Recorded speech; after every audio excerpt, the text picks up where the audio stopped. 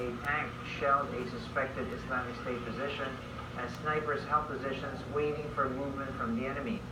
Meanwhile, warplanes flew low over the district but did not open fire. Islamic State took full control of Sirte in early 2015, and its loss would leave the group without any territorial control in Libya. The United Nations Weather Agency reveals the past 5 years have been the hottest on record as incidents of heat waves, floods, and even rising sea levels increased.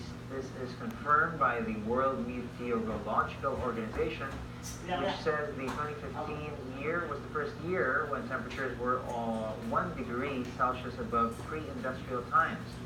The WMO report examined 79 extreme weather events from 2011 to 2015, including the drought and famine in the Horn of Africa, Typhoon Haiyan in the Philippines, and Superstorm Sandy in the United States.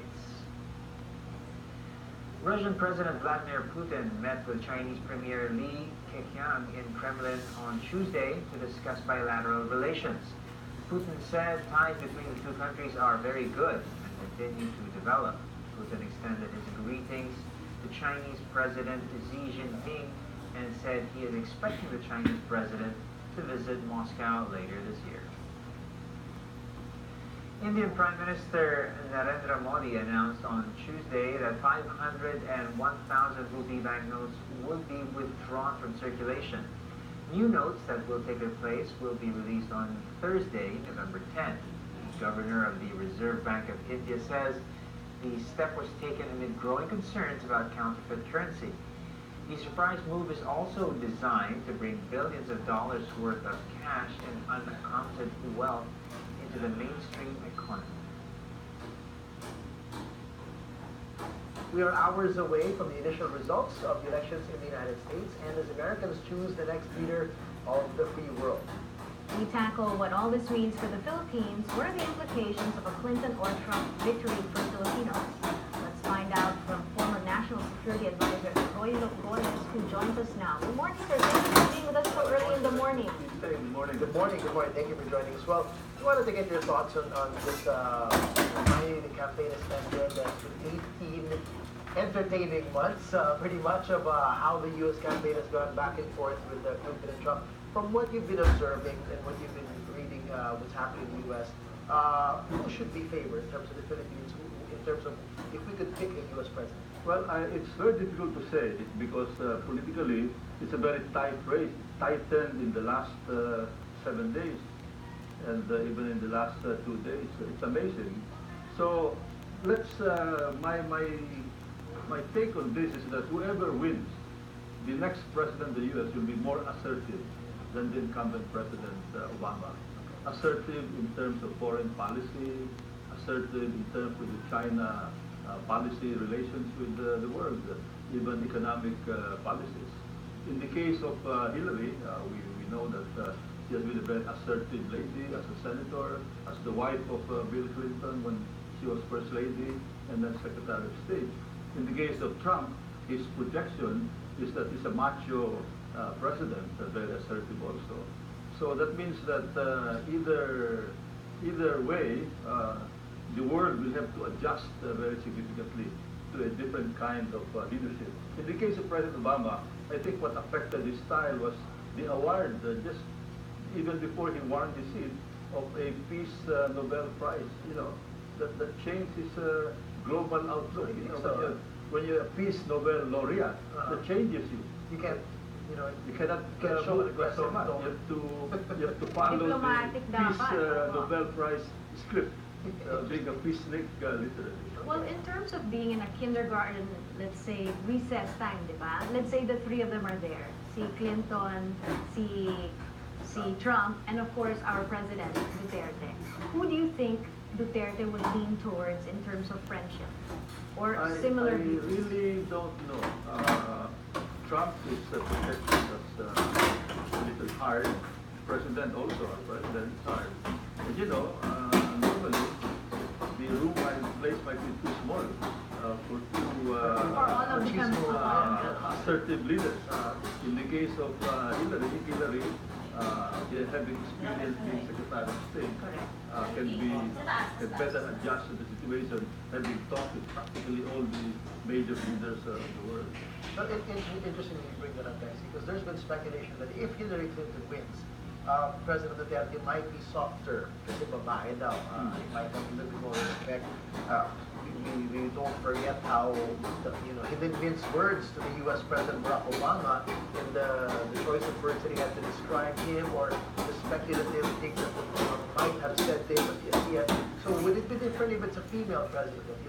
Well, I don't know, because remember, when President Duterte described President Obama in not so flattering terms, that is the president of the world, Secretary Clinton reacted in defense of President Obama, in defense of the U.S. presidency. In the case of Trump, his reaction was, see, they're not respecting anymore the U.S. president. When I become president, they'll respect me. So you're talking here of a possible clash in personality if strong words are going to be exchanged in the case of a Trump presidency. But let me shift, if I may, shift to the aspect of security, because that's very important to us, South China Sea. In the case of Trump, he already stated that he calls the action of China illegal. And he quoted the Hague decision, the Arbiter Tribunal. And he said that if he becomes president, he's going to really build up the naval forces in the U.S. And when he conducts this freedom of navigation exercise, he's going to conduct it very vigorously and without ambiguity. In other words, show of force. In the case of Clinton, what she said was, she will continue with freedom of navigation. She's going to be against any militarization of the South China Sea. But she was a little soft, but he said that the U.S. will be neutral as far as disputes are concerned. So she's going to continue that line of being neutral as far as legal international disputes. Well, that kind of sounds better for the Philippines in terms of President Duterte is trying to strengthen ties with China with bilateral talks. Do you think that this would be a better fit in terms of security with Hillary Clinton? Well, not exactly, because remember that in 2010, it was Hillary Clinton, as Secretary of State, who first announced the pivot to Asia. Of course, that's the policy of President Obama, but she was the one who announced it during the summit of foreign ministers in Vietnam, in the presence of ASEAN. And in fact, she had a clash there with the foreign minister of China, at that time, young Chin Chi, and there was some kind of a hot debate on that matter. So she has had this experience of asserting the U.S. policy as far as China is concerned. With regards to our president saying, several times hinting of separation in the U.S., how does that affect either candidate right now? It's been mixed signals, there have been clarifications that it's not severance, it's just separation. Some have analyzed it and saying that, he needed to be that way so that China would be nicer to us and more accepting of our, or renewing our relationship with them. Will this factor in, how President Duterte wants to, somewhat separate ties with the U.S.? Well, some analysts are saying, word analysts, because, for the first time, the Philippine president is getting global notice. Every day, there's always a comment from major newspapers, I came from Pakistan. I attended a world conference there, a global conference on global security. And I think, I was pleasantly surprised when the Pakistanis, one was a former foreign minister, said that your president is very well respected here in Pakistan. Very well admired because he's standing up to the great superpower America. But we must remember also that Pakistan is tilting towards China. Also, the U.S. is not very popular in Pakistan. China is very popular. But let me talk about our defense situation. It has changed significantly with the entry of President Duterte. Just the other day, Secretary of Defense Lorenzana announced that the exercises, the joint exercises, in connection with Balikatan, Mutual Defense Treaty is going to change. In fact, he said that the focus will be on counterterrorism, on humanitarian response, and also on civic action, which are not exactly mutual defense treaty activities. Because mutual defense is about external threat. Right. Humanitarian response is not about external threat. Counterterrorism is mostly domestic. And they're going to do away with two exercises that are directed at external threat. The first one is CARAT. This is a cooperative, it's a naval exercise. They are simulating a situation where maybe there will be an anti-submarine warfare, action by surface ships like destroyers. So they're going to do away with that. And that's very important in mutual defense. The other one is to do away with PIBLEX.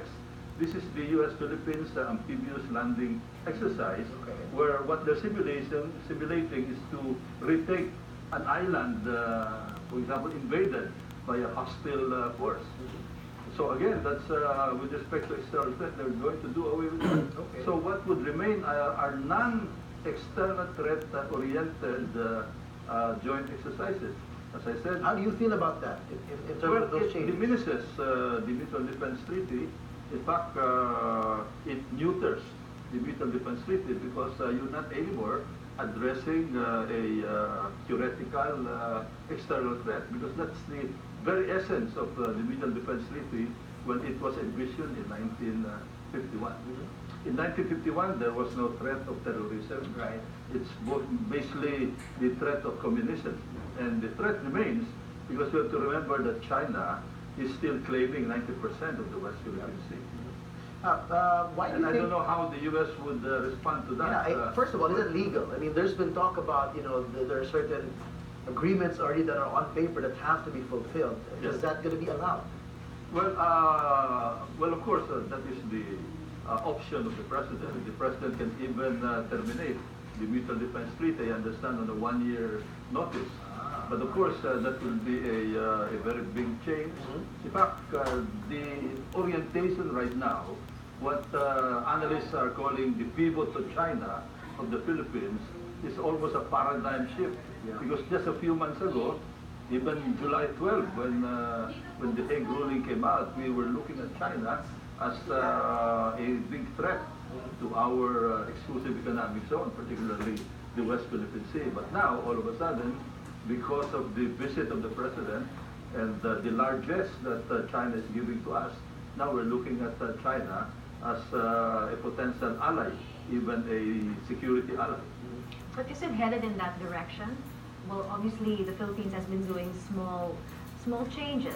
Like, let's say the firearms deal has been cut. Yeah. I mean, these are tiny, but it's headed in the direction of perhaps finally severing ties with the U.S. completely. Do you see that happening? Well, severing ties completely, if you talk of diplomatic ties, probably not. We have to have diplomatic relations with everyone. But security-wise, yes, that's true.